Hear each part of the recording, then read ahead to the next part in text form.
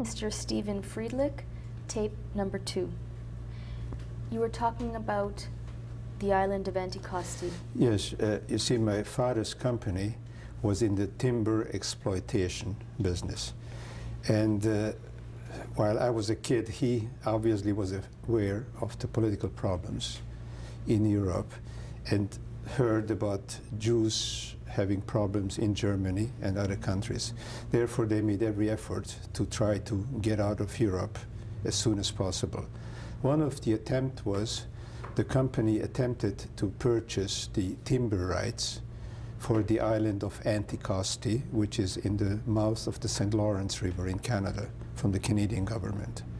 They offered $2.8 million for the timber rights.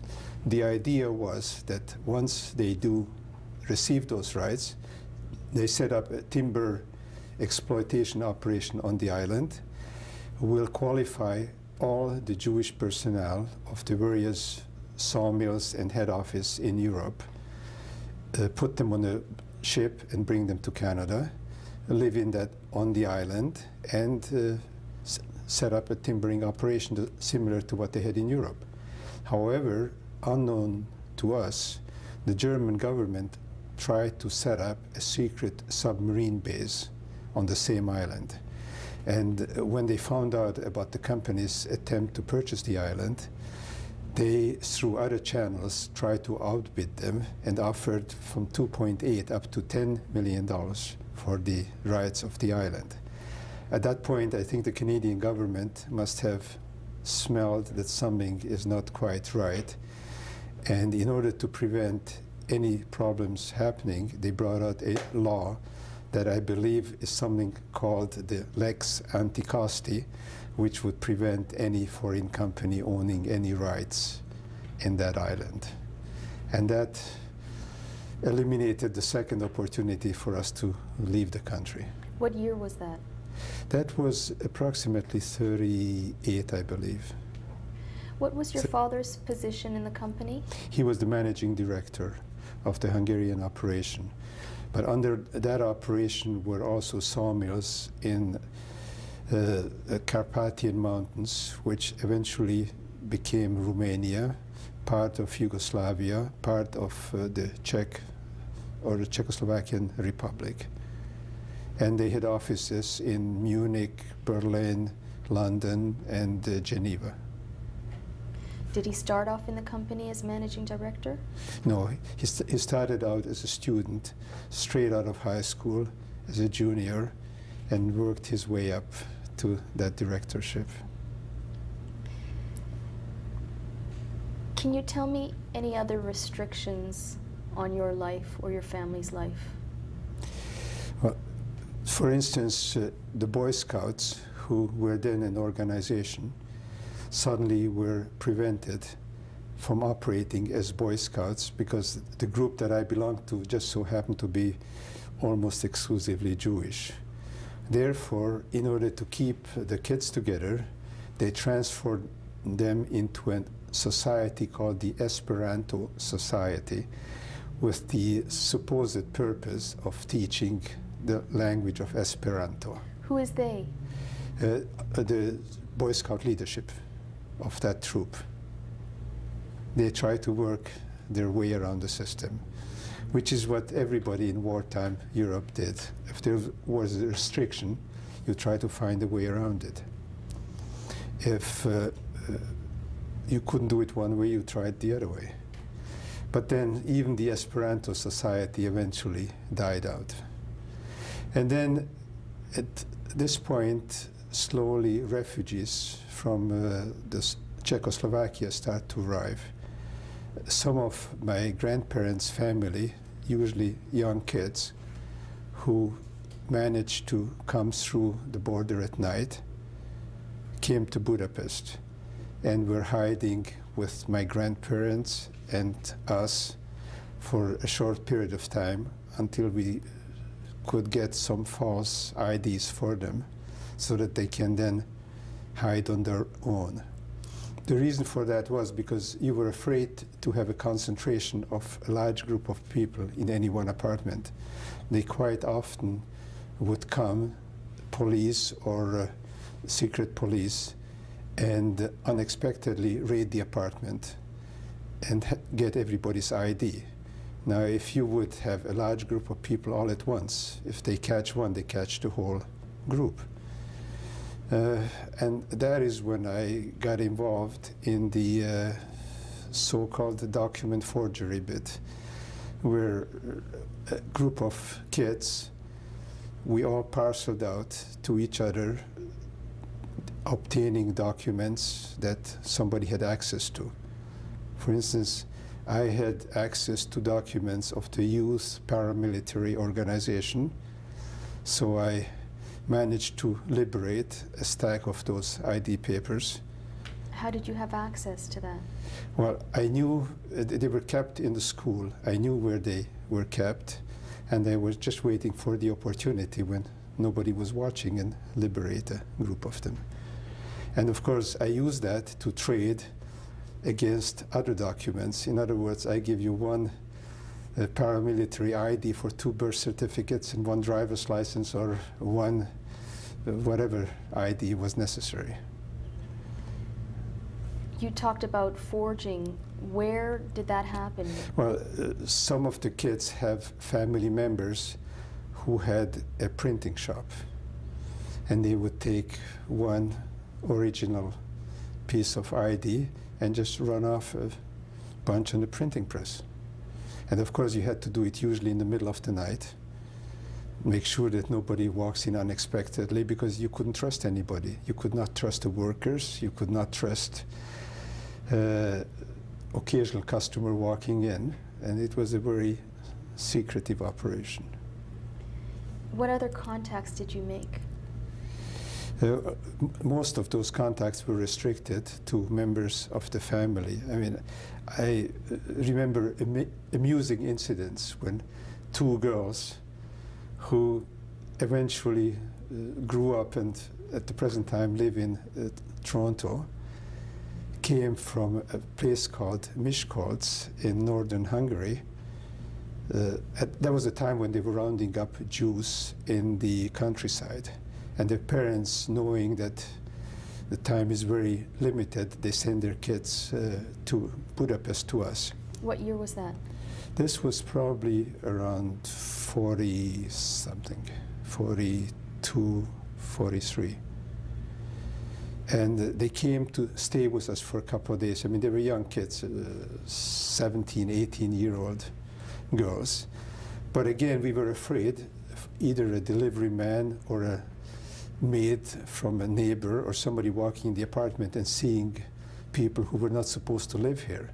So the drill was that whenever somebody rang the bell and I was at home, I would immediately rush into the bathroom, run the water in the bathtub, lock the door and tell them that I'm taking a bath and they should leave me alone, and the 2 girls would come in and we would sit at the edge of the bathtub waiting for the visitors to pass. What were the girls' names? The girl's name was Mani and Jutsi Geru. Any other incidents? The other incident was at my grandmother's when we were having, I think it was a Passover dinner. I don't remember exactly, but it was a festive dinner. And we were sitting around the table, and suddenly an unexpected hard knock at the door, and one of the girls, who was a refugee from Czechoslovakia, sitting with us. The moment she heard the knock on the door, she jumped up, picked up the dishes, put on an apron, moved her chair from the table, and pretended to be the maid. And because she had her hair dyed blonde at the time, she just walked out in the kitchen and started to serve food, and everybody else had their IDs checked, and after they left, she came back and sat down with us. But those were pretty close calls. What was her name? Her name, I can't remember. And what was the name of the friend whose family had a printing press? Printing press, it was John Kiss, K-I-S. Can you tell me about any other restrictions or any other incidents in these years? Well, in later years, when, of course, you had to wear a yellow star. Are we in that area now? What year was that? Well, we should backtrack a little bit, because up until March the 19th, 1944, we had a fairly good freedom of movement around Hungary. We spent the summer up at our summer home, even though there were already English and American planes bombing parts of Hungary, or at least flying over Hungary, and there were constant air raids. Therefore, school was interrupted, and quite often we spent weeks in the country. Where was your summer home? It was in the Matra Mountains, M-A-T-R-A. In fact, when I went back to visit Budapest after the war, I went up to visit the home. And it's still there, only it doesn't belong to us because it has been confiscated. You see, it's so lovely to have property in Hungary, because you have a long list of people who would confiscate it for a long list of reasons. First, the Nazis confiscated it because you were Jewish. Then they returned it to you. Then the communists confiscated it because you were a member of the bourgeois class. And then eventually it got completely confiscated because it's needed for a summer home for one of the state factories. So it does not exactly promote private ownership in that country. So you were telling me about the interruptions to your normal life. Were you going to school at this time? Yes, I was going to school, except school, for instance, I remember one particular year, it was I think in 1943, started a month and a half late to give the kids a chance to be away in the countryside. And we were supposed to do our homework on the radio. There were constant radio schools, so to say, where they give you assignments, and then you had to have that ready for your teachers to check when you go back to school. And of course, there was rationing, where there are certain items that were in short supply.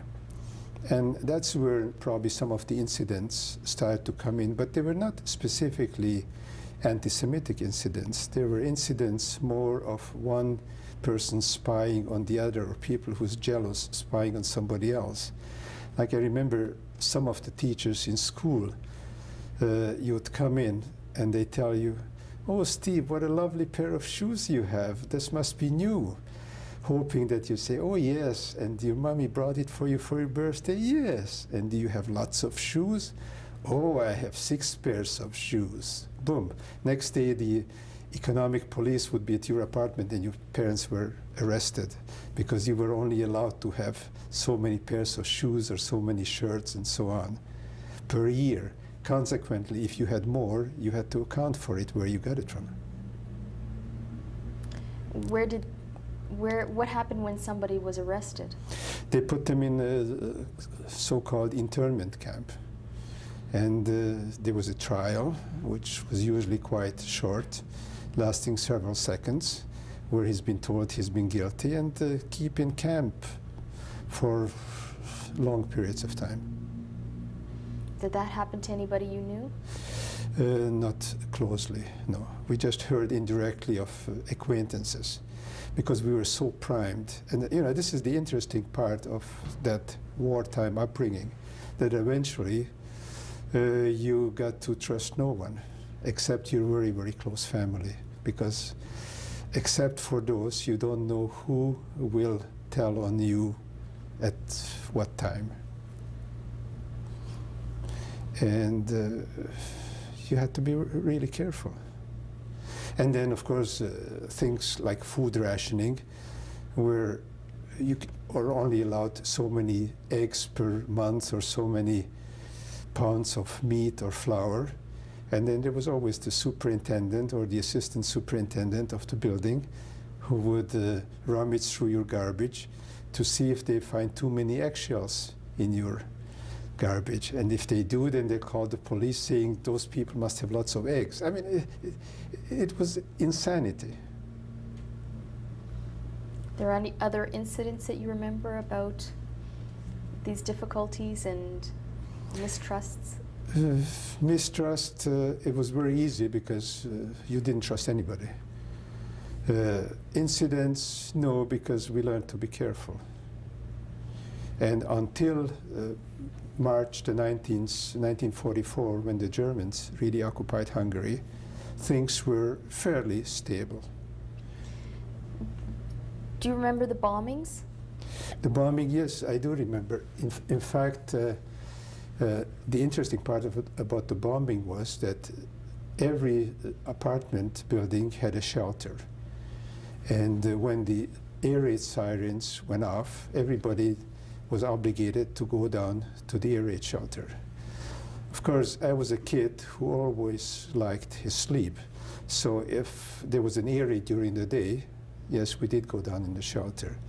If the air raid was at night, I simply refused to go down the shelter because I felt that my beauty sleep is a lot more important than sitting down in the shelter with a lot of stinky, unpleasant people crammed together in a very low-ceilinged, unpleasant, damp environment. And of course, the bad side of it is that when eventually the bombings got closer and Budapest got hit a few times, I was exposed to a bit of danger. But you know, when you are 15 or 16, you think that you're invincible and you're immortal and nothing can ever happen to you. And in retrospect, now I feel that I wouldn't do it. I remember one particular incident when I was sleeping, and of course we had to open all windows because if even a bomb hit nearby, the air pressure would break all windows, and the flying glass was quite dangerous, plus then we'd end up not having windows. So there I was sleeping in my bed at the open window, and the building across the road got hit, and the air pressure drove my bed right across the room against the other wall. So after that incident, I went downstairs for a couple of days, but it didn't last long. How often did they bomb? 15, 14, 15. What year was this? 1942, 43. And who was doing the bombing? Daytime bombing was carried out by the Americans, and at night the British, because the Americans had better bombers that could fly higher out of the range of the anti-aircraft guns. And we would just look up and see the condense lines that the bombers would let out, and we knew that the bombers are flying over Budapest, and we just look up and watch them. What do you mean by the condensed lines? Well, when you're flying a prop plane at a very high altitude, the moisture from the engine condenses in the exhaust and leaves a white streak behind the plane. Can you describe the German invasion of Hungary? The German invasion is a very memorable event. It happened on March 19th, 1944. I remember two things. First, that the night before, we went to a dance party, and we really had fun with all the kids of my age, and we thought that even though there's a bit of a war on and people are being taken to the front and soldiers are going away, and some people actually were taken to forced labor camp in those days. But my father, due to his position, managed to escape being drafted there. So we thought that this is going to go on forever until the war ends, and then all will be well again. And then in the morning, the German army invaded Hungary, took over the government, and panic hit. We knew we were in big, big trouble. First of all, my father, because of his business dealings abroad, knew that he was on a German blacklist. And we heard horror stories of Gestapo cars stopping in front of the building and people being picked up by big guys in leather coats and submachine guns, never to be seen again. And he was just in an utter panic as to when they're coming to pick him up. And he was really ready that they will come and get him. As it happens, luckily, they didn't. What did happen is two things. First, eventually, he did get called up into a forced labor battalion where he had to report. And everybody had to start wearing the yellow star of David. And that naturally restricted your movement because you could not go out on the street except in certain hours. You had to do your shopping on the restricted hours. Plus, even though that you were allowed to go out on the street, there were random checks and people were picked off the street and taken away to camp. Two of my uncles, my father's brother Tibor and my aunt's husband, Kalman, got picked up off the street. What was Kalman's last name? Ban, B-A-N. And we've never seen them again. What were the hours that you were allowed to go out? I believe they were between 10 in the morning and 4 in the afternoon. But what did happen that through some friends and connection, we knew somebody who ran a garage that was taken over by the German SS. And probably this is my first time that I got in close contact with the German army and the German SS, which was a very, very interesting thing. Through my contact, we managed to bribe with money the chief of that garage, who probably needed the money to support his girlfriend or his other habits. And in return for that bribe, he let me work as a mechanic / apprentice in the garage. Now, the result of that was that I got an ID showing my picture, stamped by the German SS, giving me freedom of movement anytime, anywhere I choose to go. So I became one person who could get out even during restricted time. And while I did wear a yellow star, I could go provided that I had a reasonable story as to where I was going. And the other part was that in that garage, I was allowed to drive cars. I learned to ride a motorcycle. And by the way, driving cars originally, I learned when I was about 13 years old in the country at one of the sawmills. My father's chauffeur on the company Mercedes let me drive the car, which at one time, if I remember right, I wrecked slightly, and we had to cover it up that my father should not find out about it. But anyway, by the time I worked in the garage, I knew more or less how to drive a car, even though I never had a license. And how old were you at this time? I was 16. And funnily, I made friends with a lot of the SS soldiers.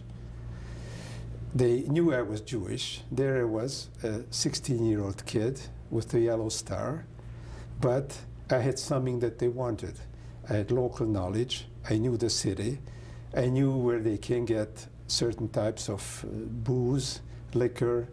I knew where the girls were. Consequently, they relied on my guidance.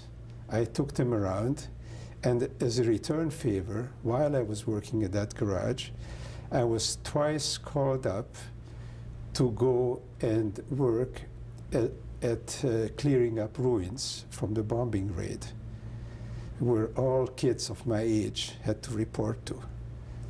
And we were worried that once you are in that regiment, you'll never get back home because you did not sleep at home, you were at camp, and there were rumors that at some point those groups are taken outside Budapest into the country and maybe into a concentration camp. So when I got my call-up advice, I took one of the German soldiers, SS soldiers I was very friendly with. We went to the office where I was supposed to report, and I was the interpreter. That SS guy spoke no Hungarian, the other guy spoke no English. And they simply told the guy who was in charge of the operation that this officer tells him that he better take my name off the list or else he will be responsible for any damages to the German occupation if he doesn't do it immediately. And it worked twice, because eventually another entity, when they saw that I'm still not reporting, called me up again, and we went through the same routine. Got my SS friend, went to the Hungarians, told them to take my name off the list, and went back, and everybody lived happily ever after for a couple of days. What was the name of your SS friend? I don't remember. And how did you know where the booze and the girls were? Well, kids at that age just learn. And particularly in Europe, kids grow up, I think, a lot earlier than kids in North America. In fact, it was one of my sort of horror stories when I arrived in Canada and I started to go to university at the age of 20 or so. And I mingled with my classmates, and I found out that half the class has never even kissed a girl. And I just about fainted at that. But anyway, with the Germans, also I have to tell you that while I was working in the garage, there were constant air raids. Now, because the Germans were worried about both themselves and their vehicles, the routine was that as soon as the pre-warning sirens go off, all cars that are mobile in the garage must be immediately driven to the mountains in Buda at the other side of the Danube. Now, what really happened that most of the time, there were not enough drivers. So anybody who was in the garage, mechanics and all, had to pick any car, motorcycle, or what have you they had in a convoy, go up to the mountains. And I remember, I mean, there I was a kid, a 16-year-old kid with a yellow star, driving a German SS staff car. And once I even drove an ambulance, a German ambulance, up into the mountains. Or at times a motorcycle, which luckily my parents never knew about because they probably would have killed me to save the work for the Germans to do that. And on a one-to-one basis, they were very civil and very kind and very nice to me. Now, in retrospect, I also realize that had they been given an order to shoot me, they would have done it without a second thought. But until that, I made friends with some of the officers. We had long philosophical and history discussions with them, and quite interesting conversations. The advantage, of course, I had that in that garage that employed probably 20, 25 people, I was one of two who spoke fluent German. Consequently, they come to rely on me to interpret and work with them. And being in a country where everybody spoke that crazy Hungarian language that nobody in their right mind could understand, they relied on my interpretation a lot. Were there any other Jews working in that garage? No, I was the only one. Do you remember the names of any of the Nazis? No. I mean, I remember first names, but they're quite meaningless. Can you mention them? Manfred, Hans, I mean, just common German names. How old were they? They could have been 20, 21, 22, maybe 19, in that age group. They were just another bunch of kids. So it was quite interesting.